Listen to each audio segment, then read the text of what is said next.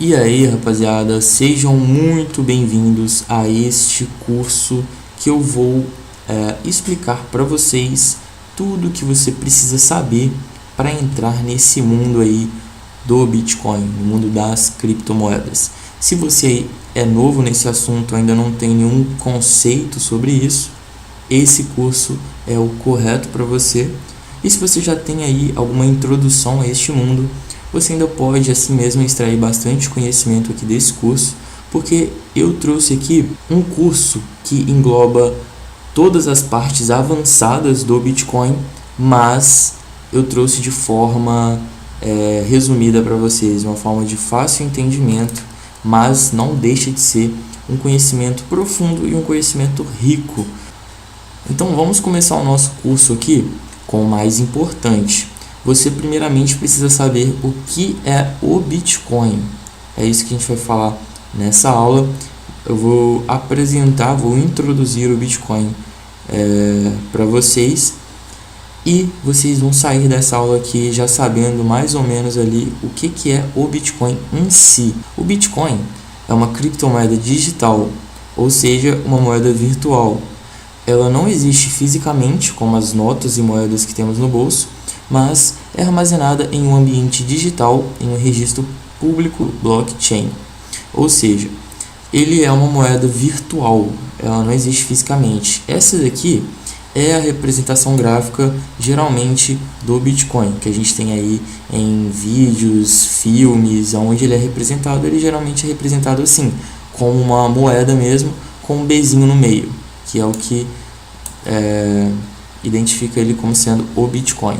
E ele também tem várias ranhuras aqui, tem vários modelos de Bitcoin. Um círculo com um B no meio também já é considerado um Bitcoin, ok? Então isso é só uma representação gráfica do Bitcoin, ela não existe fisicamente e essa imagem aqui não tem valor diretamente, ok? A criptomoeda é o meio que a gente chama uma sequência de números que vai identificar ali aquela criptomoeda. Como sendo criptomoeda, ela é criptografada, através de códigos, números binários, etc.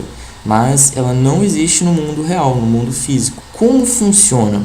O Bitcoin funciona em uma tecnologia chamada blockchain, que é um tipo de livro-razão público e descentralizado. Isso significa que não é controlado por nenhum governo ou instituição financeira.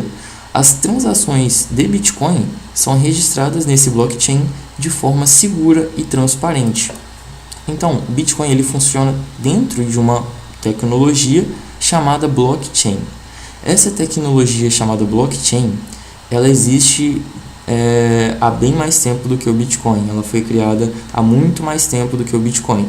Ela é uma tecnologia que consiste em não existir nada centralizadamente computando ali as coisas que estão acontecendo naquele servidor.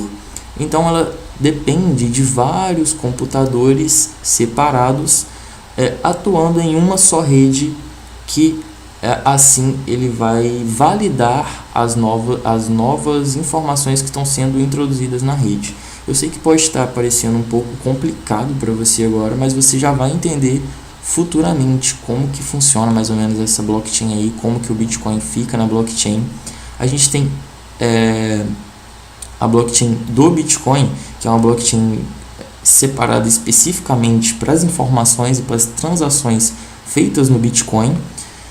E essa blockchain, ela basicamente registra todas as transações de Bitcoin. Bitcoin é a moeda. Blockchain é como se fosse o servidor onde a moeda é distribuída, onde a moeda é transacionada e onde novas moedas também são criadas através da mineração, que a gente vai ver logo aqui abaixo. Pronto, agora que você já sabe mais ou menos como que funciona a blockchain e o Bitcoin, a gente tem que falar como que novos Bitcoins são introduzidos na rede, no sistema. E eles são introduzidos através de um processo chamado mineração. Isso envolve resolver complexos problemas matemáticos e os mineradores são recompensados com Bitcoins por suas contribuições para a rede. Ou seja, você é uma pessoa que tem um computador com muito poder de processamento, com muito poder computacional. Você pode se ingressar na rede blockchain e você vai entrar como papel como minerador. E aí você vai utilizar, você vai emprestar o seu poder de processamento para essa rede, para ela poder calcular e validar as novas transações feitas na rede. E como recompensa para isso, como recompensa para você estar emprestando seu poder de processamento e a sua energia, a energia que você está gastando para isso, você vai receber bitcoins como troca disso. E aí, essa é a única forma que novos bitcoins são introduzidos no sistema. Não tem um banco central que pode imprimir novos bitcoins, que pode gerar novos bitcoins. Não, os bitcoins só são introduzidos no sistema através de mineração, que mineração é um processo ativo na qual você gasta energia. Isso faz com que o Bitcoin se torne escasso, com que qualquer pessoa que tente não consiga imprimir nem mesmo um Bitcoin a mais do que já está programado no sistema. E essa característica dele ser escasso, a gente vai ver logo aqui embaixo, em características do Bitcoin, que a gente tem aqui a descentralização. Ele não é controlado por nenhuma autoridade central, ou seja, ele é totalmente descentralizado. Ele não é controlado por nenhum banco central, por nenhum governo, por nenhuma pessoa, por nenhum programador. Ninguém tem controle total do Bitcoin. Temos aqui também a escassez, que existe um limite máximo de 21 milhões de Bitcoins, o que torna deflacionário. Ou seja, existe um limite máximo de quantas moedas irão existir, de quantos bitcoins em si vão existir. E quando chegar nessa quantia aqui, ó, de 21 milhões de bitcoins, o bitcoin vai parar de ser minerável. As pessoas não vão conseguir mais criar novos bitcoins através desse processo que é conhecido como mineração.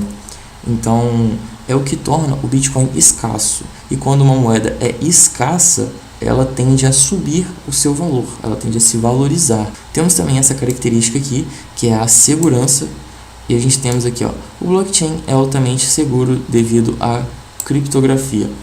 Ou seja, o blockchain ele é totalmente criptografado e ele não tem um alfabeto numérico para você só ir lá e ver e traduzir todas as informações que estão ali no blockchain. Você precisaria de muito poder computacional para você conseguir fazer alguma alteração fora ali do normal na blockchain, mas é um poder computacional absurdo, cara, que você não teria acesso, muito provavelmente você não teria acesso, e mesmo assim, se você conseguisse esse poder de processamento, você precisaria deixar todos os computadores conectados a essa rede offline ao mesmo tempo. Seria a única forma de você talvez conseguir mudar aí a blockchain do Bitcoin. Só que mesmo assim, se um só computador que tem a blockchain atualizada se conectar à blockchain, se conectar à rede, pronto, toda a rede vai ser atualizada, vai voltar tudo ao normal e a mudança que você fez não vai valer de nada, porque todas as informações escritas nessa blockchain atualizada, elas estão validadas, que é o que torna o Bitcoin seguro. Você precisa basicamente de uma blockchain validada. E para uma blockchain validada, ela não pode ter nenhuma informação fora do que ela já foi programada, desde os primórdios do Bitcoin lá, desde a primeira transação do Bitcoin, a conta que os mineradores, que os computadores fazem para poder minerar novos bitcoins, para poder validar as novas transações, elas têm relação com as primeiras transações que foram feitas. Então você teria que mudar todo o livro de bitcoins desde lá de 2008 até agora, que a gente está no dia 15/12/2023, cara. Então é basicamente impossível você mudar alguma informação na blockchain. E por último temos transações pseudônimas. As transações são registradas em endereços, não em nomes reais. Ou seja, todas as transações da rede elas não são registradas em o seu nome. Você não precisa dar o seu nome para você criar uma carteira Bitcoin, para você mandar os seus Bitcoins para outra pessoa. Você só vai receber um endereço. E esse endereço é uma série de números e letras misturados, bagunçados, que não tem sentido nenhum. E isso que torna você basicamente anônimo ao você enviar e receber bitcoins. Ninguém vai ter acesso a isso, o banco não vai saber quantos bitcoins você mandou, quantos bitcoins você recebeu. e se o banco não vai saber, ninguém consegue saber. Nenhuma pessoa, o governo não consegue ter acesso às transações de Bitcoin. Eles podem até ter acesso às transações, porque a blockchain ela é totalmente transparente, você pode ir lá e ver todas as transações que estão ocorrendo, mas eles não têm como saber que aquele endereço ali é de fato o seu endereço, o endereço da sua carteira. O Bitcoin ele pode ser usado para diversas finalidades, como compras online, investimento, transferência de valor internacional e até mesmo como reserva de valor, semelhante ao ouro. A gente pode manter o nosso poder de compra no Bitcoin, que como ele é deflacionário, você não vai perder valor de compra, você vai ganhar valor de compra. É o contrário do real, que mantendo o seu valor em real, você perde dinheiro, cara, você perde valor de compra, poder de compra, entendeu? É importante mencionar que o Bitcoin também tem riscos, como volatilidade de preços e possíveis questões regulatórias. Então, a gente não tem uma política para Bitcoin porque ele é uma tecnologia relativamente nova, que está ascendendo por agora. Então, os governos ainda não sabem como eles vão lidar com o Bitcoin e aí eles podem acabar taxando, bloqueando nas corretoras, claro, porque a partir do momento que você deixa os seus Bitcoins na sua carteira, ninguém mais tem acesso, nem mesmo o governo. Então, mas mesmo assim os governos eles ainda tentam taxar. Como é o caso do Brasil agora, que criou uma taxação de 15% para todos os lucros que você tiver, que você conseguir de criptomoedas em corretoras internacionais que atuam aqui no Brasil. Então, qualquer lucro que você conseguir nessas corretoras, você vai ter que pagar 15% para o governo. É obrigatório. Então, a gente tem algumas questões regulatórias que é bom você estudar um pouco antes de você realmente entrar nesse mundo aí do Bitcoin. Aqui embaixo, eu explico para vocês o porquê a soberania financeira é importante. Primeiramente, vamos ver a definição de soberania financeira. Soberania financeira o indivíduo tomar decisões autônomas sobre suas finanças sem depender excessivamente de influências externas. Ou seja, você não vai depender de nenhuma influência externa, você não vai precisar de nenhum terceiro para você movimentar o seu dinheiro ou para você tomar as decisões do que você vai fazer com o seu dinheiro, que é o que a gente tem de mais valioso nesse mundo capitalista aí, se a gente for olhar, porque com o dinheiro a gente compra segurança, com o dinheiro a gente compra conforto, e é isso que realmente precisa, conforto e segurança para nossa família. Então, por esse motivo, a soberania financeira ela é muito importante para você aí que precisa de um plano de investimento, que quer um plano de investimento bom e emergencial. O Bitcoin ele funciona muito bem como um plano emergencial, porque se um país entrar em colapso, o Bitcoin não acompanha o colapso desse país. Ele pode até ser influenciado, como quase todos os países são influenciados, porque eles estão praticamente ligados globalmente através da economia global, né?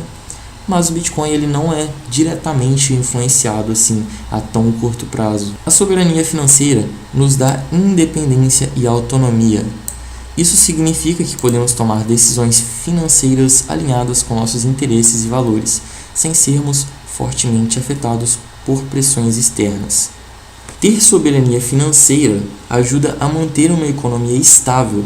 Quando um país tem controle sobre sua política monetária e fiscal, pode tomar medidas para enfrentar crises econômicas e garantir o bem-estar de seus cidadãos.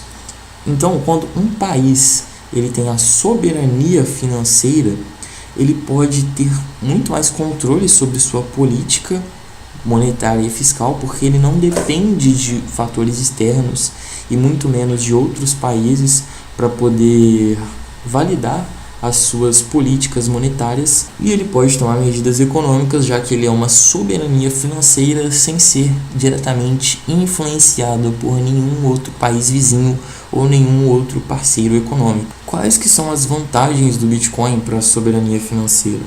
O Bitcoin ele é descentralizado, ele tem um acesso global, ele permite a propriedade direta e ele também possui bastante transparência e segurança. Com o Bitcoin você também tem resistência à censura e você também tem proteção contra a inflação. Vamos ver então Como que você tem cada um desses pontos com o Bitcoin? Uma das maiores vantagens do Bitcoin é a sua descentralização. Não é controlado por governos ou instituições financeiras. Isso significa que não estamos à mercê de políticas monetárias ou regulamentações que podem prejudicar nossas finanças.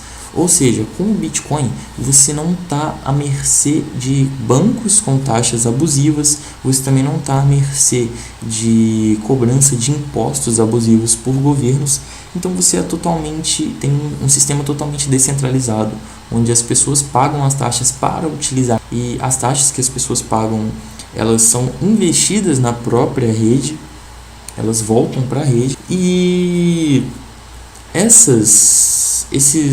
a gente ter o controle sobre isso é muito bom, porque as nossas finanças, o nosso dinheiro emergencial pode ser diretamente afetado se o governo, por exemplo, quiser congelar os seus bens. Com o Bitcoin não tem como o governo congelar os seus bens, porque o Bitcoin é totalmente descentralizado, então não tem como o governo pegar e falar assim, você tem 10 Bitcoins na sua carteira, deixa eles lá quietinho, não vai tirar do país, deixa eles lá. Não tem como.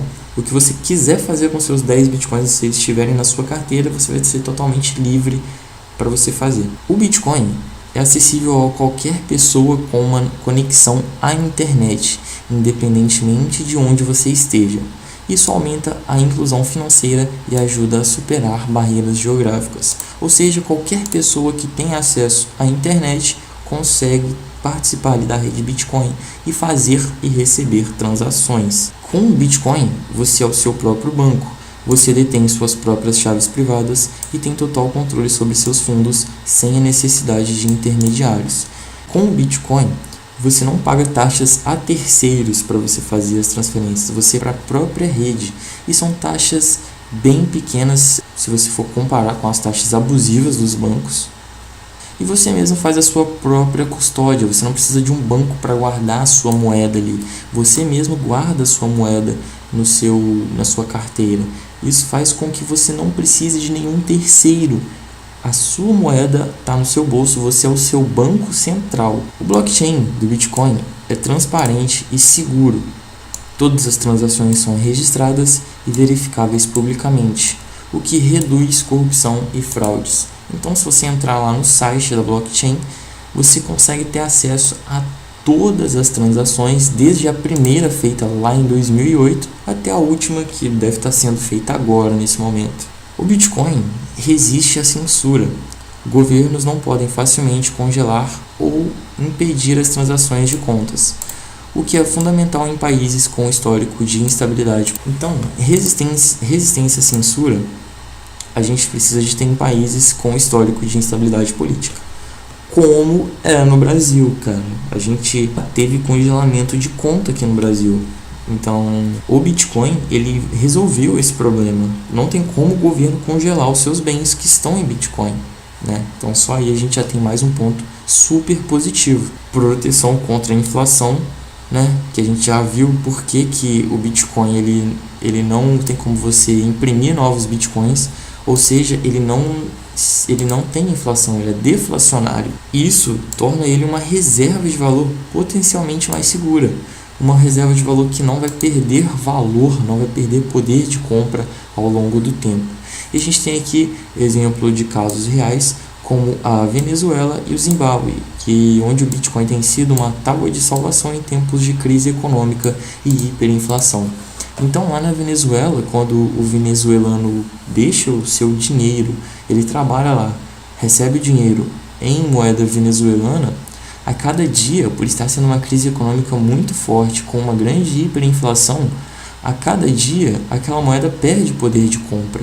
Então, se ele guardar aquela moeda em dinheiro venezuelano, que eu não sei qual que é, aquele dinheiro ali vai perder poder, ele vai perder valor.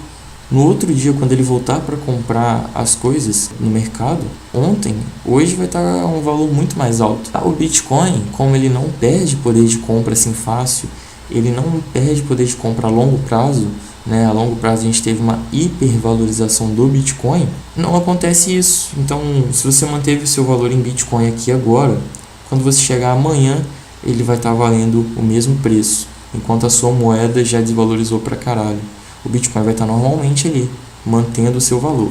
Às vezes o Bitcoin decai, às vezes o Bitcoin sobe, mas isso é muito menos volátil do que a moeda venezuelana, por exemplo, que é o que a gente está vendo aqui. Então, rapaziada, esse foi a nossa primeira aula aqui do nosso curso. Nessa primeira aula eu introduzi um pouco do Bitcoin para vocês, mas lembrando que o Bitcoin ainda é uma tecnologia muito profunda e aí você ainda tem muito o que estudar. Então, a gente se vê na nossa próxima aula, beleza?